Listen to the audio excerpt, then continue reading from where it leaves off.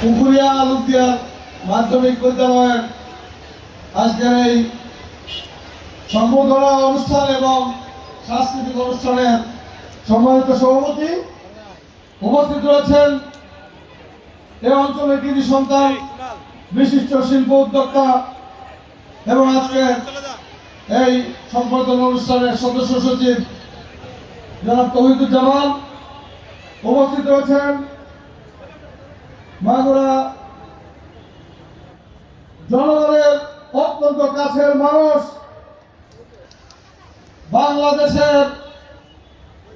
বর্তমানের অত্যন্ত গুরুত্বপূর্ণ একজন মন্ত্রী, সাংস্কৃতিক মন্ত্রণালয়ের দায়িত্বপ্রাপ্ত মন্ত্রী বাবু নিতাই রায় চৌধুরী, বিএনপির কেন্দ্রীয় ভাইস চেয়ারম্যান